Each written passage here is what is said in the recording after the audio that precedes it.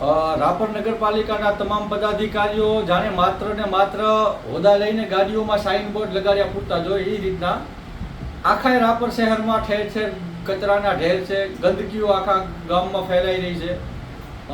રાપર નગરપાલિકાના તમામ વોર્ડોમાં ઠેર ઠેર કચરાના ઢગલા જોવા મળે છે, ઠેર ઠેર ગંદકીઓનું સામ્રાજ્ય આખું બની ગયું છે।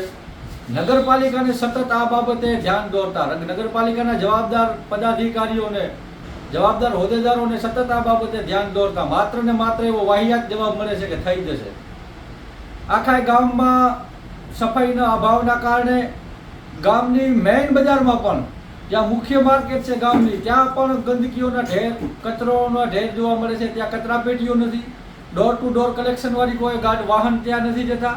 ચૂંટણીઓ વખતે માત્ર વાહિયાત નિવેદનો કરતા ભારતીય જનતા પાર્ટીના લોકોએ આખા રાપર શહેરને જાણે નિધણિયાતું બનાવી નાખ્યું। એ રીતના આજે આખું રાપર શહેર અનાથ હોય, જાણે આનું કોઈ જવાબદાર વ્યક્તિ ન હોય। ગામની અંદરમાં ઠેર ઠેર ગંદકીઓ, આના કારણે મચ્છરોનો ઉપદ્રવ વધી રહ્યો છે, આના કારણે રોગચાળો ફેલાવાની ભીતિ છે।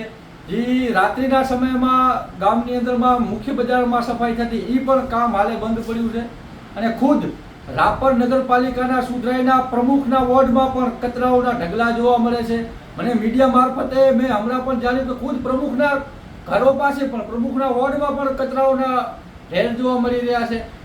વોર્ડ નંબર 4 હોય, વોર્ડ નંબર 6 હોય, વોર્ડ નંબર 6ના અને કોર્પોરેટરોના ઘર બાજુમાં ઉભરાતી ગટરોની સમસ્યા હમણાં જ મેં નગરપાલિકાને એની રજૂઆત કરી હતી। હાલે પણ આ જે વોર્ડના કોર્પોરેટરોના એમના ઘર બહાર કચરાઓના ઢગલા જોવા મળી રહ્યા છે।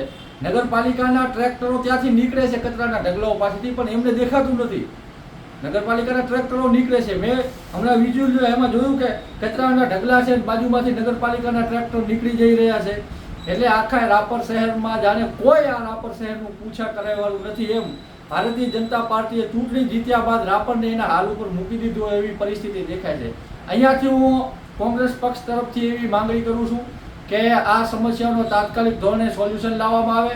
નગરપાલિકા આ બાબતે કામગીરી, ત્વરિત ધોરણે કામગીરી કરે અને શહેરને ગંદકીના સામ્રાજ્યમાંથી મુક્ત કરાવે, અન્યથા આવનારા સમયમાં આ બાબતે ચોક્કસપણે ઉગ્ર આંદોલન થશે।